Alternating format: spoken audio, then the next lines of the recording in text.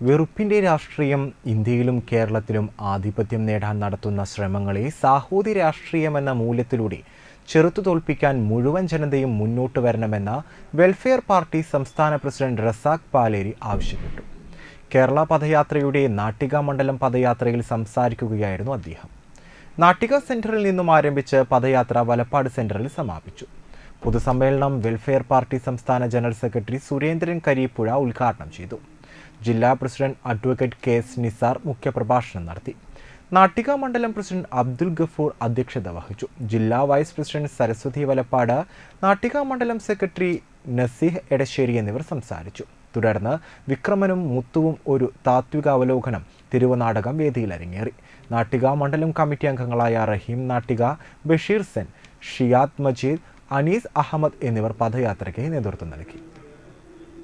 മേൽ മാത്രം നടന്നിട്ടുള്ള ഒരു ഭീകരാക്രമണമല്ല നമ്മുടെ രാജ്യത്തിന് മേൽ നടത്തിയിട്ടുള്ള ഗുരുതരമായ ഒരു ആക്രമണം. രാജ്യത്തിന് നേരെ നടക്കുന്ന ഒരു ഭീകരാക്രമണം മറ്റൊരു രാഷ്ട്രത്തിൻ്റെ പിന്തുണയോടെ അതിൻ്റെ ആവർത്തനങ്ങൾ നടക്കുമ്പോൾ നമ്മുടെ രാജ്യം ഭരിക്കുന്ന ഗൗരവപ്പെട്ട ഉത്തരവാദിത്തപ്പെട്ട ഭരണാധികാരികൾ ഉണർന്ന് പ്രവർത്തിക്കേണ്ട സമയമാണ് എന്ന് കാര്യത്തിൽ തർക്കമില്ല. ഇത്തരമൊരു ആക്രമണം കാശ്മീരിലുണ്ടാകുമ്പോൾ വിദേശത്ത് സന്ദർശനം നടത്തിയിരുന്നത് വെട്ടിച്ചുരുക്കി പ്രധാനമന്ത്രി എന്ന നാട്ടിലേക്ക് മടങ്ങി വന്നു.